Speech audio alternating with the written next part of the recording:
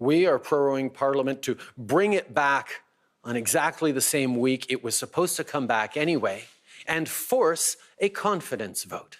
A bit of a shock poll, but it turns out taking we off the front pages of newspapers and the top of newscasts and proroguing Parliament helped for Justin Trudeau and his Liberals.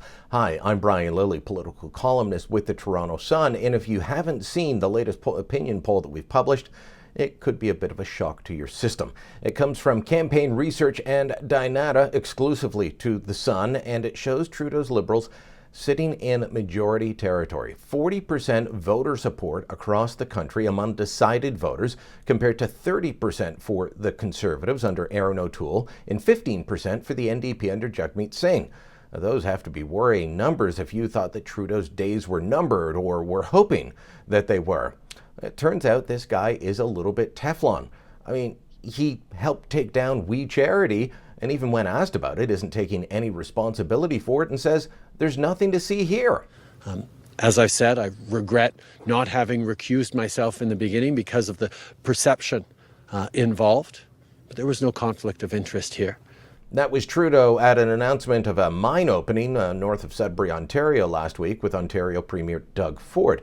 The headlines about We Charity shutting down came around the same time that we had Bill Morneau being found guilty of violating the Elections Act. Why? Well, he took people who were just candidates around on official government business, meaning they got a partisan benefit from the government of the day.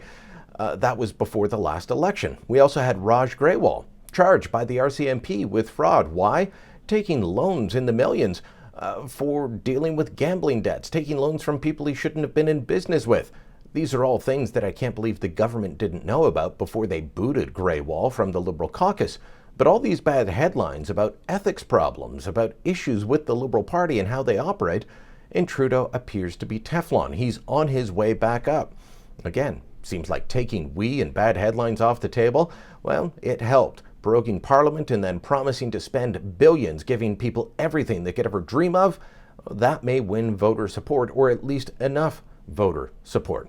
So what to do if you are in the opposition?